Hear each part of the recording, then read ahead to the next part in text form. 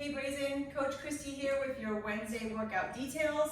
So for today, we're going to start with a 18-minute running clock. The first 12 minutes of the 18-minute is going to be more of a for quality pace, where you're focusing a little bit more on some controlled movements and moving at not a super high intensity pace.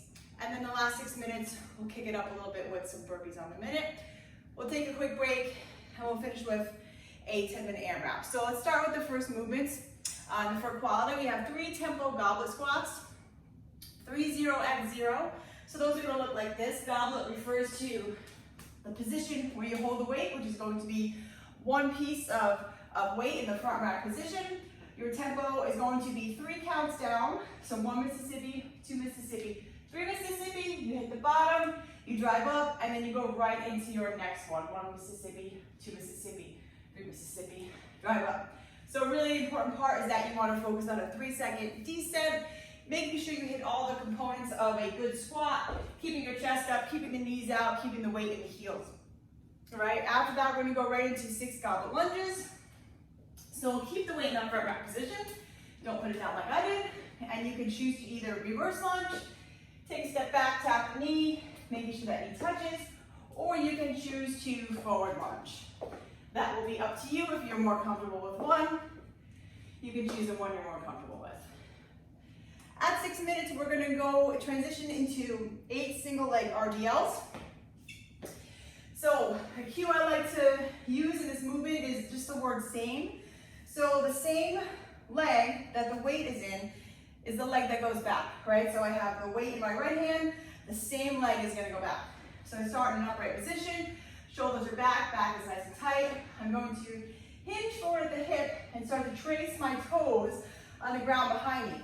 And the key thing here is you want to think about your torso and your back leg as one piece, right? Kind of like the top of that letter T, and you're just like teetering on that bottom straight leg.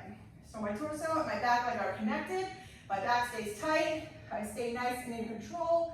I may tap the ground, I might not, and come up to stand. Also making sure your back toes are pointing toward the ground. Right, that means the hips are staying in neutral, which is what we want to see. So you'll do 4 left, 4 right, and then we'll go right into 12 kettlebell swings. You can choose to Russian swing, depending on your weight. You can American swing, go all the way overhead. And you can also snatch swing, where we bend the elbows a little bit and the dumbbell stays a little closer, making sure you lock out overhead. We also threw in an option for you for dumbbell skier swings, or sometimes called skier rows. So if you do have 2 dumbbells available, it's going to mimic some components of a kettlebell swing, but the feet are going to be more underneath the hips, and the dumbbells will be outside the body.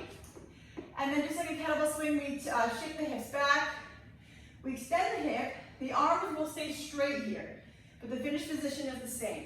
Right? So the feet are just a little bit closer, and then the arms are outside the body as opposed to holding on to the kettlebell swing in the middle. After 6 minutes of that, we'll transition to an on the minute of, 9 burpees on the minute for 6 minutes. So at the top of your first minute, you're gonna go right into those 9 burpees, making sure your chest touches the deck. Come up, jump and clap. You don't have to jump really high, but give a little effort if you're not doing it at home to just make sure your feet leave the ground and clap overhead. And then take a little bit of rest as you need. We'll finish with a 10-minute AMRAP. And this AMRAP can go a little bit quicker pace. The movements are not necessarily as slow and in control as our first part. So here you'll be able to move a little bit faster through the 10 minutes. So 12 dumbbell or kettlebell cleans. Clean lunges. Dumbbell clean lunges. We'll start on the ground, keeping that back nice and tight. We extend the hip, and instead of coming into a power or squat position, I'm going to step back with the same leg that the hand that is holding the weight. So my back is nice and tight, I extend the hip, I catch the weight with the shoulder, and I catch in a lunge position. Come back up to stand. Again, think of that word same, right? The same leg that the weight is in is the foot that goes back. Right? And we don't alternate legs, we only switch once we switch with the hands of the kettlebell. Stepping back with the same leg of the arm that is pulling it up. So you have 12, you can do 6 and 6 each arm. 10 prone rows, depending on what you have. If you have dumbbells or kettlebells, sometimes on 2 kettlebells can be a little unsteady, so I might just be careful with that. If you have dumbbells, placing the dumbbells under the wrist.